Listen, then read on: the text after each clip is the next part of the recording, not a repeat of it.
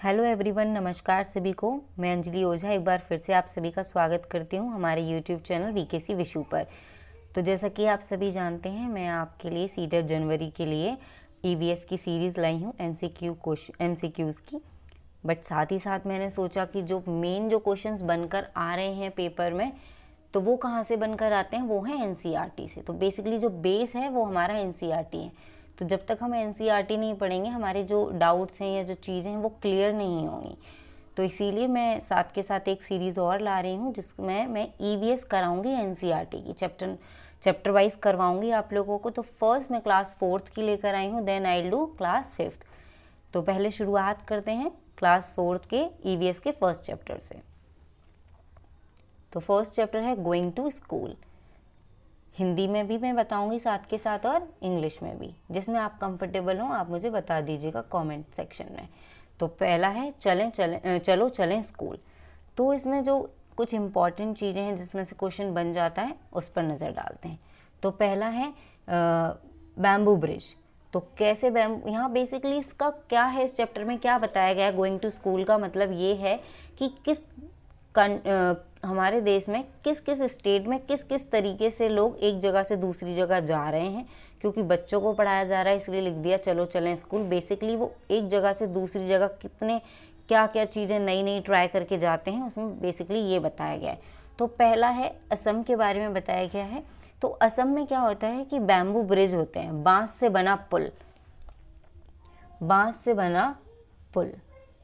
तो इसमें आप देखेंगे कि किस तरीके से बच्चे जा रहे हैं बैम्बू ब्रिज में। तो इसके बारे में थोड़ा सा पढ़ते हैं, क्या लिखा है इसमें। It rain so much where we live, यानी असम में बहुत ज़्यादा बारिश होती है। तो वो बोल रहे हैं कि इसीलिए sometimes after the rain there is knee high water everywhere. तो मतलब बारिश के बाद चारों तरफ घुटनों तक पानी भर जाता है। Then but that doesn't stop us from getting to school. बट ये हमें स्कूल जाने से फिर भी रोक नहीं सकता। We hold our books in one hand and bamboo with the others. We quickly cross the bamboo and rope bridge to reach school. तो इसमें जो मेन जो बताने की कोशिश करिए, जो क्वेश्चन बनेगा आपका वो इस तरीके से बनेगा कि असम में किस प्रकार से या किन चीज़ों का इस्तेमाल किया जाता है रेंज में। तो बेसिकली इसमें क्या होगा, बैम्बू एंड रोप ब्रिज जो मेन है, ये है आपका जो क्वेश्चन बनेगा। पूरा पढ़ने की ज़रूरत नहीं होती है, इसमें से सिर्फ एक ये 2-3 चीज़ें हैं जो मेन है।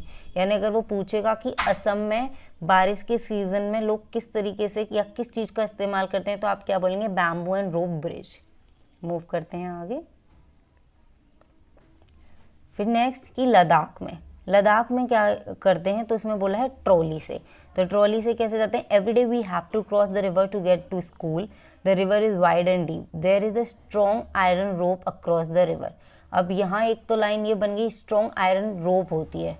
लद्दाख में किस चीज़ का इस्तेमाल किया जाता है, एक आयरन की रोप होती है strong. On both the side it is tightly with strong trees और रॉक्स। कभी क्वेश्चन इस तरीके से भी आ जा सकता है कि वो ट्रॉली किस तरीके की होती है, तो आप ये बता सकते हैं एन ओपन, यहाँ से trolley is an open box made up of would. तो ये आ सकता है इस तरीके से। आप इस बात का ध्यान रखेंगे कि ट्रॉली कैसी होती है, लकड़ी से बना हुआ एक झूला टाइप होता है, ठीक है।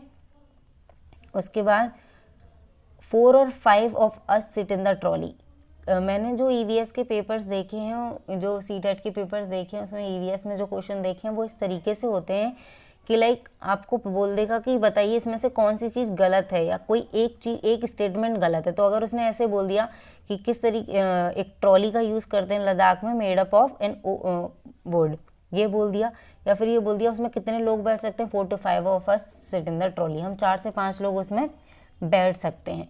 और या फिर एक और पूछ लिया कि उसमें क्या लगी होती है, उन both side tightly with the strong trees and rocks.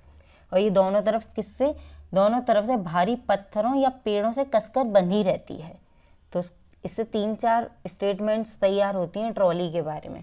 तो आपको बेसिकली कुछ चीज़ें याद रखनी है, जैसे कि ट्रॉली क्या होती है, an open box made up of would. And second जो हमको याद रखनी है लाइन, वो है it is tightly with the strong trees और रॉक्स। मूव करते हैं नेक्स्ट की तरफ।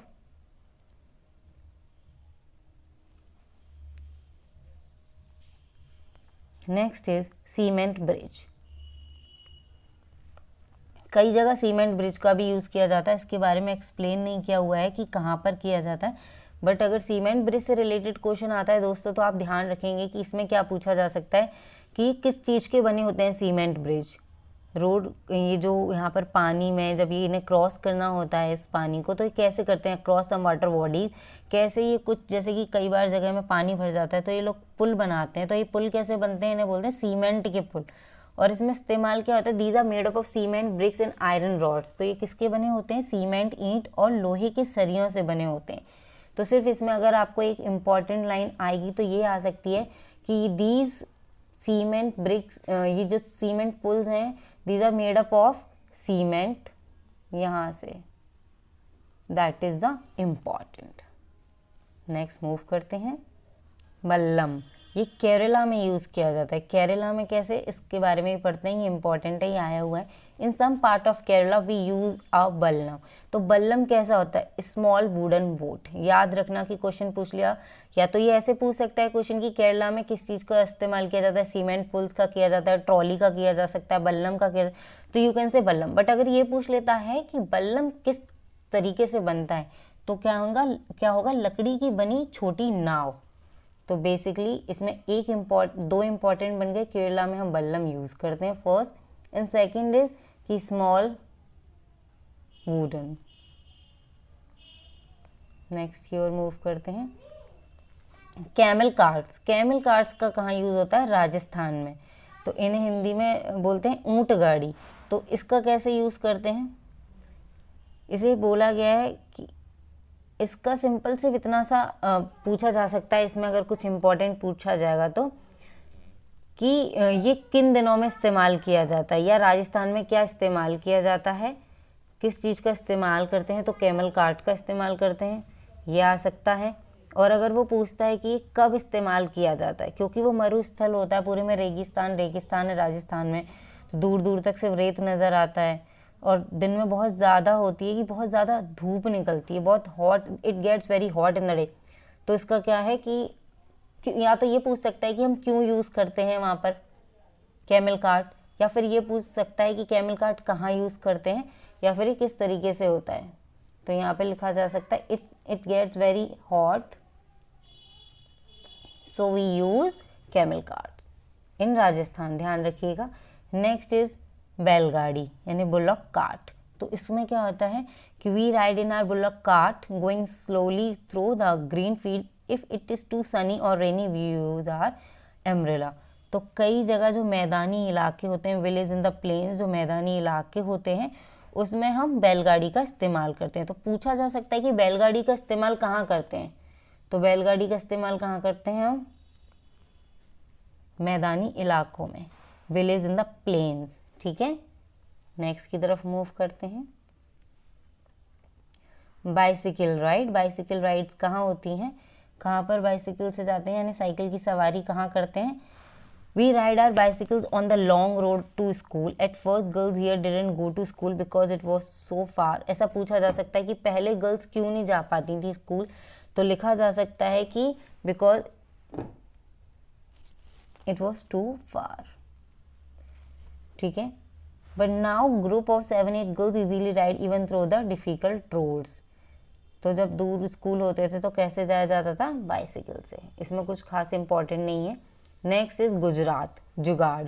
जुगाड़ बोलते हैं गुजरात में, इसका इस्तेमाल करते हैं लोग। इसकी आप देख ही पा रहे होंगे कि किस तरीके का होता है ये, आगे से मोटरसाइकिल जैसा लगता है, पीछे से इस प्रकार से। जुगाड़, व्हाट इज व्हीकल, ये है jugaad. Look at our special transport, it sounds फट फट फट, यानी इसको ये भी पूछ सकते हैं कि कैसी साउंड करती है। बहुत बहुत आपको लग रहा होगा बहुत इजी है, एक्चुअली इजी पेपर आता है ईवीएस का, बस आपको थोड़ी थोड़ी सी बेसिक चीज़ों का पता होना ज़रूरी है, तो उसके लिए आपको एनसीईआरटी पढ़नी ही पड़ेगी, that is the best thing. तो देखते हैं इसमें क्या स्पेशलिटी होती है। When it runs, is it not something special? The front looks like a motorcycle, but the carriage at the back is made out of the planks of wood. तो जो आगे से तो ये मोटरसाइकिल की तरह दिखती है, पर पीछे से लकड़ी के फट्टों से बनी होती है। तो बेसिकली अगर पूछा जाएगा तो सिर्फ ये पूछा जाएगा it is made up of Planck's of boards.